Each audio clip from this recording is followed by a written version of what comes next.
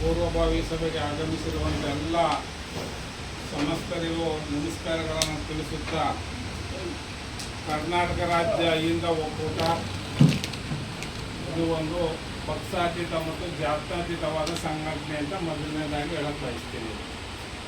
ಈ ರಾಜ್ಯ ಸಂಘಟನೆ ಯಾವುದೇ ಒಂದು ಪಕ್ಷಕ್ಕಾಗಲಿ, ಯಾವುದೇ ಒಂದು ಜಾತಿಗಾಗಲಿ, ಒಂದು ಧರ್ಮಕ್ಕಾಗಲಿ ಸೀಮಿತವಾದ ಸಂಘಟನೆ ಅಲ್ಲ.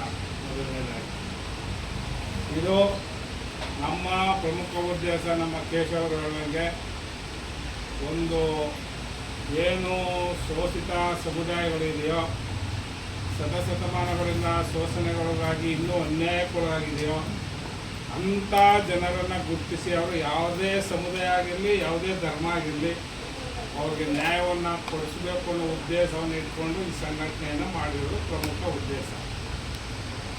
ಜೊತೆಗೆ ಸ್ವತಂತ್ರ ಬಂದು ಭಾರತದಲ್ಲಿ 75-76 ವರ್ಷ ಕಳೆದಿದೆ. ಇಷ್ಟು ವರ್ಷಗಳು ಕಳೆದು ಕೂಡ ಇನ್ನೂ ಮೂಲಭೂತ ಸೌಕರ್ಯಗಳಿಲ್ಲದೆ ಇರೋಂಥ ಜನಗಳು ಕೂಡ ನಮಗೆ ಇನ್ನೂ ಕಂಡು ಬರ್ತಾವೆ. ಕನಿಷ್ಠ ಸೌಲಭ್ಯ, ಒಂದು ಮನೆಯನ್ನು ಕಟ್ಕೊಳ್ಳೋಕ್ಕಾಗದೇ ಇರೋಂಥ ಜನರು ಕೂಡ ಇನ್ನೂ ಅವರೇ. ಅಂಥ ಜನಗಳನ್ನು ಗುರುತಿಸಿ ಸರ್ಕಾರದ ಸವಲತ್ತುಗಳನ್ನು ಕೊಡುವಂಥ ಕೆಲಸವನ್ನು ಮಾಡಬೇಕು ಅನ್ನೋದು ಒಂದು ಉದ್ದೇಶ. ಉದಾಹರಣೆಗೆ ಹುಣಸೂರಿನಲ್ಲಿ 60-70 ವರ್ಷದಿಂದ ಅವ್ರು ಹೇಳ್ದಂಗೆ ಭೂಮಿಯನ್ನು ಒಡೆತನದಲ್ಲಿ ಸ್ವಾಧೀನದಲ್ಲವೆ, ಅವ್ರಿಗೆ ಹಕ್ಕುಪತ್ರನೂ ಸಿಕ್ಕಿಲ್ಲ, ಸಾಗುವಳಿನೂ ಸಿಕ್ಕಿಲ್ಲ. ಅಂಥ ಸಮಸ್ಯೆಗಳು ಸಾವಿರಾರು ಇದೆ.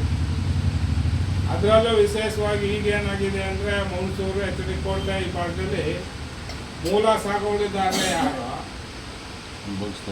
ಆದರೆ ಅನುಭವಿಸ್ತಾ ಇರೋರು ಯಾರು, ಅದ್ರ ಹಕ್ಕುದಾರನಾಗಿರೋರು ಬೇರೆ. ಇಂಥ ಸಮಸ್ಯೆಗಳು ಬೇಜಾನಿದೆ, ನಿಮಗೆ ಅದು ಗೊತ್ತಿರೋ ವಿಚಾರ. ಅಂಥ ಸಮಸ್ಯೆಗಳನ್ನು ಬಗೆಹರಿಸಿ ಮೂಲ ಸಾಗುವಳಿದಾರರು ಯಾರು ಶೋಷಣೆಗೊಳಗಾದಂಥ ಜನ ಇದ್ರಲ್ಲ ಅಂಥವ್ರಿಗೆ ಆ ಜಮೀನನ್ನು ದೊರಕಿಸ್ಕೊಟ್ರೆ ನಮ್ಮ ಸಂಘಟನೆಗೆ ಒಂದು ಶಕ್ತಿ ಮತ್ತು ಹೆಸರು ಬರ್ತದೆ. ಆ ಕೆಲಸನೂ ಕೂಡ ಈ ಭಾಗದಲ್ಲಿ ಮಾಡ್ತಾರೆ. ಉದಾಹರಣೆ ಇಲ್ಲಿ ಮುಂದೆ ಇಲ್ಲ ಒಂದು ಊರನ್ನು ನಾವನ್ನೇ ನೋಡಿದ್ದೀನಿ. 4 ಎಕರೆ ಸಾಗುವಳಿ ಮೂಲೆದಾರರಿರೋದೇ ಬೇರೆ. ಪಾಪ ಅವರು ಊಟಕ್ಕೆ ಪರದಾಡ್ಕೊಂಡು ಅಲ್ಲಿ ಕೂಲಿ ಮಾಡ್ತಾರೆ. ಆ ಜಮೀನ ಪ್ರಬಲ ವರ್ಗದವರು ಒಂದು 30 ಎಕರೆ ಒಟ್ಟಿಗೆ ಮಾಡ್ಕೊಂಡವ್ರೆ. ಪಾಪ ಇವ್ರಿಗೆ ಹೋಗಿ ಎದುರಿಸಿ ಆ ಜಾಗನ ಬಿಡಿಸ್ಕೊಳಕ್ಕಾಯ್ತಾ ಇಲ್ಲ. ಇಂಥ ನೂರಾರು ಸಮಸ್ಯೆಗಳಿವೆ. ಅಂಥ ಸಮಸ್ಯೆಗಳನ್ನು ಬಗೆಹರಿಸ್ಬೇಕು. ಮತ್ತು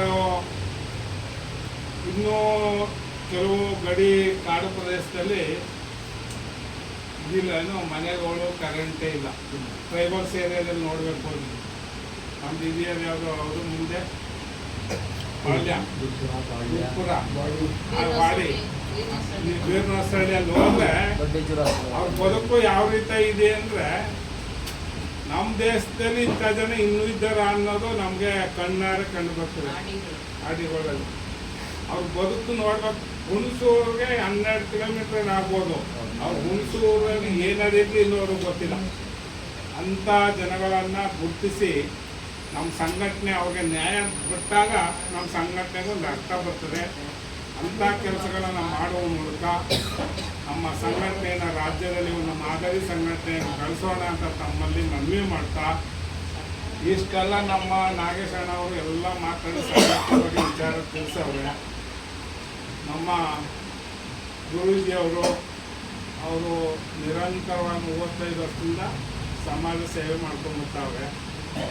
ಅವರ ಶಕ್ತಿ ಸಾಮರ್ಥ್ಯವನ್ನು ನಮ್ಮ ಸಂಘಟನೆಗೂ ಬಳಕೆ ಮಾಡಿಕೊಂಡು ನಮ್ಮ ಸಂಘಟನೆಯನ್ನು ರಾಜ್ಯಾದ್ಯಂತ ಕೊಂಡೊಯ್ಯಲ್ಲಿ ಅವರು ಕೂಡ ಒಬ್ಬ ಪ್ರಮುಖ ಪಾತ್ರವನ್ನು ವಹಿಸಬೇಕು ಅಂತ ಅವರಲ್ಲಿ ಮನವಿಯನ್ನು ಮಾಡ್ತೀವಿ. ಅವರು ತಾಲೂಕು ಸೀಮಿತ ಆಗೋದು ಬೇಡ, ರಾಜ್ಯಕ್ಕೂ ಅಷ್ಟೇ ಜಿಲ್ಲೆಗೂ ಸೀಮಿತ ಆಗಬೇಡ. ನಮ್ದು ಏನು ರಾಜ್ಯ ಮಟ್ಟದ ಆಡಳಿತ ಮಂಡಳಿ ಇದೆಯೋ, ನಮ್ಮ ರಾಜ್ಯ ಮಟ್ಟದ ಆಡಳಿತ ಮಂಡಳಿಯಲ್ಲಿ ತಾವು ಇದ್ದು ರಾಜ್ಯಾದ್ಯಂತ ಸಂಘಟನೆ ಮಾಡೋದ್ರ ಮುಖಾಂತರ ಅಹಿಂದ ಸಂಘಟನೆಗೆ ಒಂದು ಶಕ್ತಿಯನ್ನು ಕೊಡಬೇಕು ಅಂತ ತಮ್ಮಲ್ಲಿ ಮನವಿಯನ್ನು ಮಾಡ್ತಾ, ಜೊತೆಗೆ ಮಾಲೀಕ್ ಅವರು ಹೆಚ್ಚೆಚ್ಚು 30-40 ವರ್ಷದಿಂದ ಅವ್ರ ಬಗ್ಗೆ ತಿಳ್ಕೊಂಡಿದ್ದೀವಿ ನಾವು. ಹೊಗೆ ಸೊಪ್ಪಿನ ಬಗ್ಗೆ ಅದೆಲ್ಲ ಭಾರಿ ಹೋರಾಟವನ್ನು ಮಾಡ್ಕೊಂಡು ಬಂದವ್ರೆ. ಬೆಲೆ ಕುಸಿದಂಥ ಸಂದರ್ಭದಲ್ಲೂ ಹೋರಾಟ ಮಾಡವ್ರೆ, ರೈತರಿಗೆ ನ್ಯಾಯ ಕೊಡಿಸವ್ರೆ. ಅವರು ಕೂಡ ನಮ್ಮ ಅಹಿಂದ ಸಂಘಟನೆಗೆ ಬಳಕೆ ಮಾಡ್ಕೊಡ್ತೀವಿ. ಅವರು ಮನಸ್ಫೂರ್ತಿ ಒಪ್ಪಿ ಜಿಲ್ಲಾ ಮಟ್ಟದಲ್ಲಿ ಏನಾರು ನಾನು ಮಾಡ್ತೀನಿ ಅಂದರೆ ಜಿಲ್ಲೆ ಜವಾಬ್ದಾರಿ ತಗೊಳ್ಳಿ, ಇಲ್ಲ ನಾನು ಕೂಡ ರಾಜ್ಯ ಮಟ್ಟದಲ್ಲಿ ಹೇಳ್ತೀನಿ ಅಂದರೆ ಅದಕ್ಕೂ ಬಂದು ಸಂಘಟನೆಗೆ ಸಕ್ರಿಯವಾಗಿ ಕೆಲಸ ಮಾಡಲಿ. ಅವ್ರು ರಾಜ್ಯ ಮಟ್ಟ ತಗೋತೀವಿ, ನೀವು ಜಿಲ್ಲಾ ಮಟ್ಟದಲ್ಲಿ ಭಾಗವಹಿಸಿ. ಜಿಲ್ಲಾ ಮಟ್ಟದಲ್ಲಿ ಭಾಗವಹಿಸೋ ಮೂಲಕ ಏನು ಸಂಘಟನೆ ಅಂದರೆ ಕೇವಲ ವಿಸಿಟಿಂಗ್ ಕಾರ್ಡ್ ಆದರೂ ಪ್ರಯೋಜನ ಇಲ್ಲ. ಯಾವ 100 ಜನಕ್ಕೆ ನ್ಯಾಯ ಕೊಡ್ಸೋಕ್ಕಾಗೋದು ಇಲ್ವೋ ನಮ್ಗೆ ಗೊತ್ತಿಲ್ಲ. ಅದು ಒಬ್ಬರಿಗೂ ಅನ್ಯಾಯಕ್ಕಾಗೋ ಒಬ್ಬರಿಗೆ ನ್ಯಾಯ ಕೊಡ್ಸಿದ್ರೆ ಅದು 100 ಜನಕ್ಕೆ ನ್ಯಾಯ ಕೊಡಿಸ್ದಂಗೆ ಆಗ್ತದೆ. ಅಂಥ ಕೆಲಸವನ್ನು ನಮ್ಮ ಸಂಘಟನೆ ಮಾಡೋಣ ಅಂತ ಹೇಳ್ತಾ, ಜೊತೆಗೆ ನಂಜುಂಡಸ್ವಾಮಿ ಅವರು ತಿಕ್ಕಿ ಸಮಾಜದ ಮುಖಂಡರು, ಅವರು ನಮ್ಮ ಸಭೆ ಬಂದವ್ರೆ. ಅವರು ಕೂಡ ನಮ್ಮ ಅಹಿಂದ ಸಂಘಟನೆಯಲ್ಲಿ ಭಾಗವಹಿಸಿ ಜವಾಬ್ದಾರಿಯನ್ನು ತಗೊಂಡು ನಿಮ್ಮ ಸಮುದಾಯಗಳ ಏನು ಸಮಸ್ಯೆ ಇದೆ ಸಮಸ್ಯೆಗಳನ್ನು ಸಂಘಟನೆ ವತಿಯಿಂದ ಬಗೆಹರಿಸೋ ಕೆಲಸನ ಮಾಡೋಣ, ನೀವು ನಮ್ಮ ಜೊತೆ ಇರಿ ಅಂತ ಹೇಳ್ತಾ, ಹಾಗೂ ನಮ್ಮ ಎಲ್ಲ ಸಮಾಜದ ಮುಖಂಡರುಗಳು ಬಂದಿದ್ದೀರಿ. ಅವರೆಲ್ಲರೂ ಅಹಿಂದ ಸಂಘಟನೆಗೆ ಕೈ ಜೋಡಿಸಿ, ಈ ಅಹಿಂದ ಸಂಘಟನೆ ಶೋಷಿತರ ಪರವಾಗಿ ಕೆಲಸ ಮಾಡುವಂಥ ಸಂಘಟನೆ.